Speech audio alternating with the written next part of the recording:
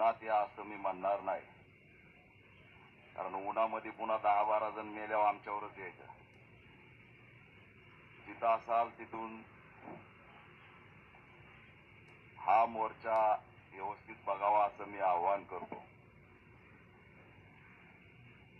वैभवी बसली अतिशय बारकाईने स्टेजकडे बघते. मी तिला आश्वासित करतो की कसल्याही प्रकारे खचून जायचं नाही. लोक कमी आहेत, मग आंदोलन थांबणार आहे का? तर असं होणार नाही. मी या माध्यमातून जाहीर करतोय की आज मनोज जरांगे यांचं उपोषण आहे आणि अनेक महाराष्ट्रातले लोक या उपोषणाला गेलेले. मुंबईचं या ठिकाणचं आंदोलन हे प्रतिकात्मक आंदोलन तुम्हाला दिसत असेल, पण दुसरं आंदोलन आंतरवली सराटीमध्ये सुरू आहे आणि ज्या 9 मागण्यासाठी ते आंदोलन सुरू आहे त्यामध्ये संतोष देशमुख आणि सोमनाथ सूर्यवंशीच्या आरोपीला फाशी झाली पाहिजे हे सुद्धा मागण्या त्यामध्ये आहे. त्याच्यामुळे ऍट ए टाइम या राज्यामध्ये 2 ठिकाणी सध्या आंदोलन सुरू आहे. हे लोक कमी आहेत असं नाही. आताच अनेकांनी या ठिकाणी भूमिका मांडली, त्याच भूमिका पुढे येत आहेत.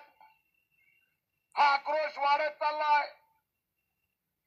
पण एक मात्र स्वाभिमानाची बाब या मुंबईच्या आझाद मैदानातून दिसते की ज्या महाराष्ट्रामध्ये कायम जातीमध्ये भांडणं लावले, ज्या महाराष्ट्रामध्ये जातीयतेच्या नावाखाली समाजाला भिडून सत्तेचा मलिदा लाटला, त्या महाराष्ट्रातल्या आझाद मैदानमध्ये संतोष देशमुखचा आवाज बुलंद करण्यासाठी, न्याय मागण्यासाठी निळा आणि भगवा एकत्र या ठिकाणी आलेला आहे. हे अतिशय महत्वाचं चित्र आहे आणि हा लढा हळूहळू मोठा होत जाणार आहे. संतोष देशमुखला, सोमनाथ सूर्यवंशीला न्याय देण्यासाठी जनाक्रोश या ठिकाणी वाढत जाणार आहे.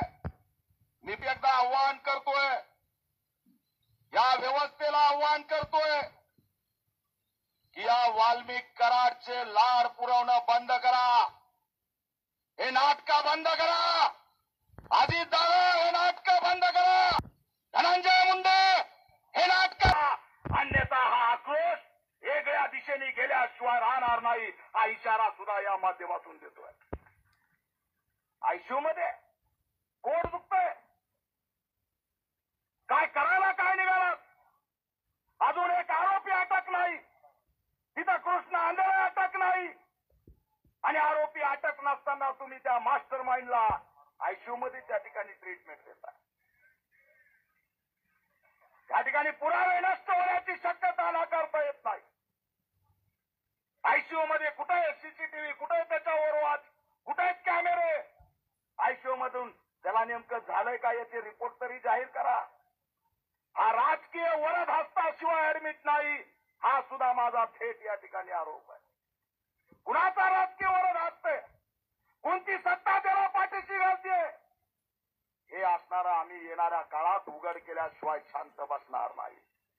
तुम्ही त्याला आयसीयू मध्ये ट्रीटमेंट देताय हे चुकीचं आहे. हे वागणं चांगलं नाही. हे वागणं बरं नवं आमच्या अन्नाच्या भाषेमध्ये. हे चुकीचं चालू आहे. अरे ज्या वेळेस आमच्या सोमनाथ सूर्यवंशीने फक्त फोटो काढले, त्याला वाटलं होतं की हे 4 व्हिडिओ काढून उद्या भविष्यात माझ्या समाजाचा जो मानवी हक्क अधिकार आहे, माझ्या समाजावर जो अन्याय लाठीचार्ज सुरू आहे, तो मी कोर्टाच्या माध्यमातून या महाराष्ट्राच्या पटलावरती मांडेल. असे 4 व्हिडिओचे पुरावे त्यांनी गोळा केले. तर त्याला पिंडरीपासून, त्याच्या गुडघ्यापासून, त्याच्या मांडीपासून, त्याच्या पार्श्वभागापासून मानापर्यंत मारत राहिले. राज हॉस्पिटलमध्ये सोमनाथ सूर्यवंशी, अरे आमचा सोमनाथ सूर्यवंशी त्या जेलमध्ये माशासारखा तडफडत होता आणि त्यावेळेस तो काय म्हणत असावा, दवाखाना दवाखाना, माझं दुखतंय माझं दुखतंय. अरे हरामखोरांनो, तुम्ही त्याला दवाखान्यात नेलं नाही, पण खंडणी आणि खुनातल्या आरोपीला तुम्ही आयसीयू मध्ये नेलं. हे कसं काय चालतं?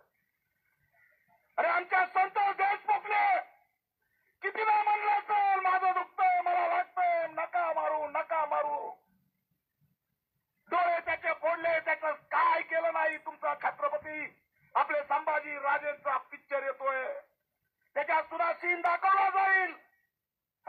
धर्तीवरती संतोष देशमुखला मारलंय.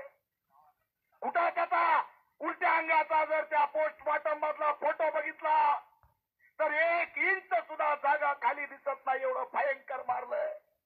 एसआयटीने काय तपास केला, सीबीआयने काय तपास केला, न्यायालयीन चौकशीने काय तपास केला, आम्हाला दिसतंय की हत्यार कोणतं कोणतं वापरलंय. कोयताय, बेलतय, गॅसच्या ते असणारे पाईप, अरे 10-12 शस्त्राने आमच्या संतोष देशमुखला मार मार मारत राहिले. कुठेही सोडलं नाही, सगळीकडे जखमात. आणि तुम्ही या खंडणीतल्या आणि खुनातल्या आरोपीला हॉस्पिटलमध्ये आयसीयू मध्ये घालताय. आली का आमच्या संतोष देशमुखची दया? अरे कुणाला वाल्मिक कराडची दया येते? देवेंद्र फडणवीस उत्तर द्या, अजित पवार उत्तर द्या, धनंजय मुंडे उत्तर द्या, पंकजाताई उत्तर द्या की या वाल्मिक कराडची दया कुणा कुणाला येते? आमच्या संतोष देशमुखची दया का आली नाही? का दया आली नाही? हा भाऊ बनवून फिरतोय, सांगा काय तपास सुरू आहे, सांगा कुठपर्यंत तपास आलाय. अरे लेकरं रात्री 9-10 वाजता निघले,